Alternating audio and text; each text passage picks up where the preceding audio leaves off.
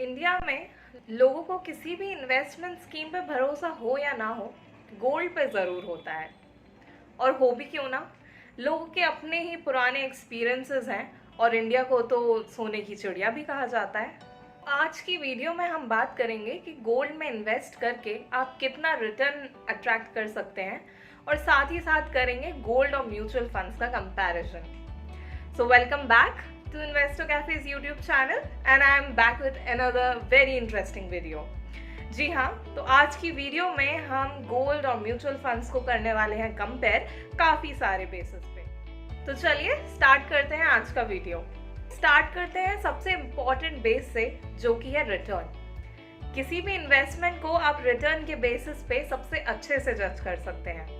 Gold ने last 5 years में 5% का रिटर्न दिया है और पिछले 10 सालों में सिर्फ 8% का return. When market does not perform well in short term, we can expect average return from gold, but in long term, it is definitely not a good option. और अगर हम म्यूचुअल फंड्स की बात करें तो हिस्टोरिक परफॉर्मेंस के हिसाब से म्यूचुअल फंड्स ने 18 से 19% के रिटर्न्स भी दिए हैं। तो हो सकता है कि शॉर्ट टर्म मार्केट फ्लक्चुएशन की वजह से आपको रिटर्न थोड़ा कम मिले, बट इन लॉन्ग टर्म आपको काफ़ी अच्छे रिटर्न्स दे सकते हैं and definitely better than gold. ये तो हो गई रिटर्न्स की बात। तो चलिए अब कंपेयर करते हैं दोनों को लिक्विडिटी के बेसिस पे।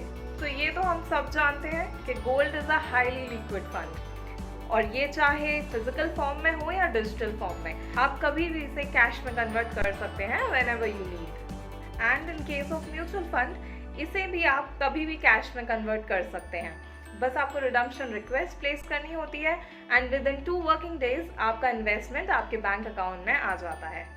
तो हम कह सकते हैं कि लिक्विडिटी के मामले में गोल्ड और म्यूचुअल फंड्स दोनों ही सेम लेवल पे हैं।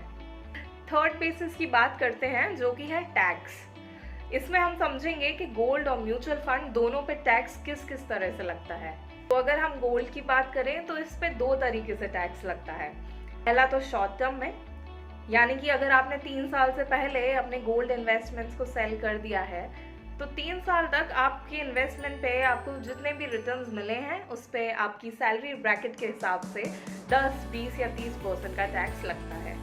और लॉन्ग टर्म में, यानी कि आप अपने इन्वेस्टमेंट्स को 3 साल के बाद सेल कर रहे हैं, तो इसमें आपको जितना भी रिटर्न मिला है उस पर 20% का टैक्स लगता है।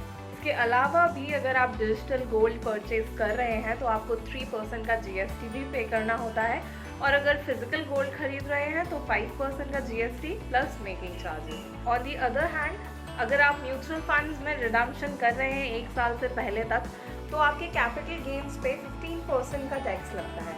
और वहीं अगर आप 1 साल के बाद रिडम्पशन कर रहे हैं, यानी कि लॉन्ग टर्म में, तो अगर आपका कैपिटल गेन 1 लाख तक का है तो उस पर कोई भी टैक्स नहीं लगता है, और अगर 1 लाख से ज़्यादा है तो 10% का टैक्स लगता है। तो अगर हम टैक्स की बात करें तो यहाँ पे भी म्यूचुअल फंड्स जो हैं आपके लिए ज़्यादा बेनिफिशियल है।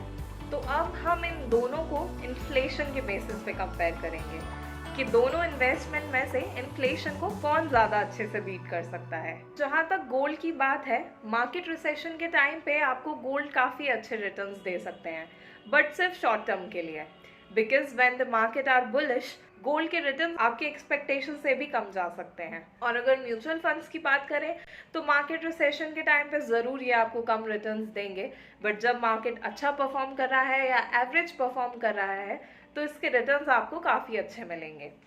तो अगर आप लॉन्ग टर्म के हिसाब से इन्वेस्टमेंट प्लान कर रहे हैं तो म्यूचुअल फंड्स के आपको काफ़ी सारे एडवांटेजेस मिल सकते हैं। अब बात कर लेते हैं एक और बहुत इम्पॉर्टेंट बेसिस की, जो कि है रिस्क। यूजुअली देखा गया है लोग फिजिकल गोल्ड में इन्वेस्ट करना ज़्यादा प्रेफर करते हैं, बट इसे सेफ रखना उतना ही मुश्किल होता है। और इसको सेफ रखने के लिए अगर आप बैंक्स या लॉकर्स की सर्विस लेते हैं तो इसके लिए आपको एक ईयरली फीस पे करनी होती है। आप सिर्फ डिजिटल गोल्ड को ही सेफ रख सकते हैं। म्यूचुअल फंड्स में रिस्क का कोई भी टेंशन नहीं होता है, क्योंकि इसका सारा प्रोसीजर इलेक्ट्रॉनिकली होता है। आपका पैसा आपके बैंक अकाउंट से डायरेक्टली AMC के पास और AMC से डायरेक्टली आपके बैंक अकाउंट में आता है।